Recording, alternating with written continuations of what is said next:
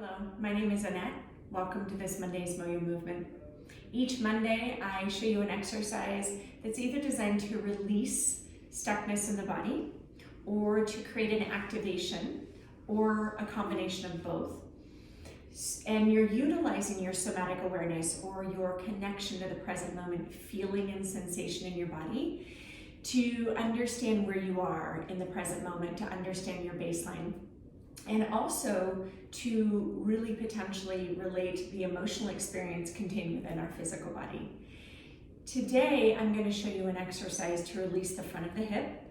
And for those of you who have a little bit more flexibility in the front of the hip, you might want to use a yoga block to help increase the stretch and the activation.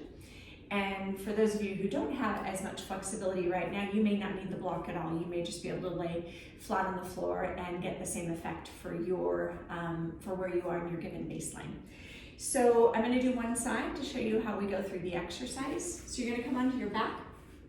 You're going to begin with your knees bent and your feet flat. And you're going to press through your feet and bridge your hips up if you're going to use the block so that you can place it underneath your sacrum and make sure it's underneath that flat bone at the bottom of your spine. So we're really supporting the hips through our bony structure. So we're going to begin by stretching the left leg. So we'll draw the right knee up towards the chest and we're going to use the right hand to just gently support it in that position so we're not over activating the front of your right hip. And then we're going to draw the left leg up to meet it without the support from the hand. So just start noticing your breath so it brings you into the present moment. It brings you into the place of what we call resourcing, right? Experiencing innate well-being in the body. And starting to get that rhythmic breath by lengthening your exhale and feeling that responsiveness of your inhale, that rebounding effect of your inhale.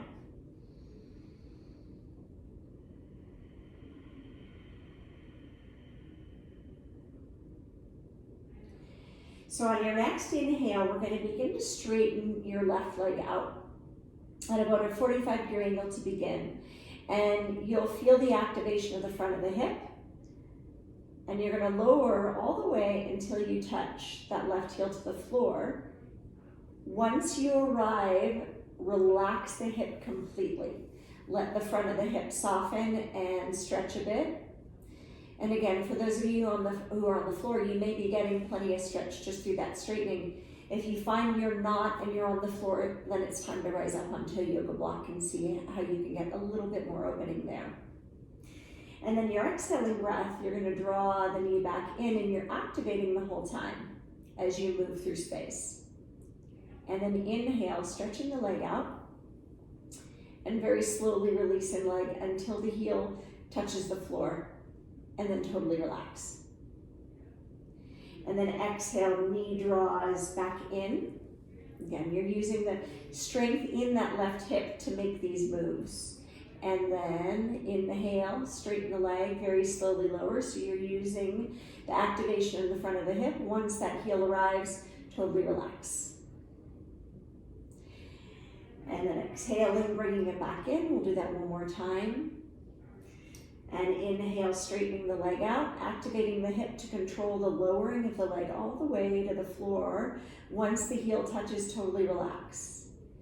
And now on this one, I want you to stay here for a few moments. So we'll take about 5 breaths. And you're focusing on now the relaxation of the muscles we were activating to lower the leg and lift it back up. And you're staying in the moment where you're really feeling that juxtaposition of having activated the hip to move the leg, and now what it feels like to really relax it. And as I've said before, understanding in the body how to relieve tension that we don't need in a given moment is almost just as important as understanding how to activate the body in ways that serve our functional movements. And so taking a few more moments to really feel what it's like to relax and to release the tension. And then drawing back up, releasing the feet, and you can go ahead and do the other side, right? And once you do, you're going to then bridge up to release. And so, as I've said, the activation of muscles is really important to understand functional movement, but the release can be just as important, especially in muscles that tend to chronically hold tension, and the anterior hip is certainly one of those places. And so understanding what it's like to activate and then let go when we don't need the tension to create a given movement or hold posture.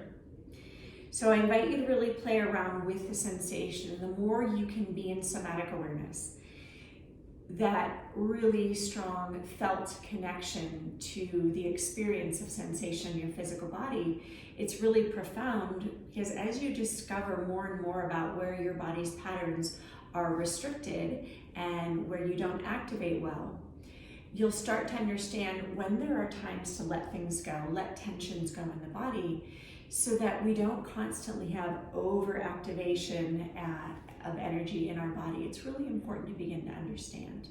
And this is one such location in our body that we can really stand to understand how much tension we hold and how to use the tension we need when our body requests that of us. So thanks for being here. I look forward to seeing you on Thursday Facebook Live so we can go over this movement a little bit more. Thank you so much. Namaste. If you liked my video, please hit the subscribe button below. It helps me to continue to serve you and others.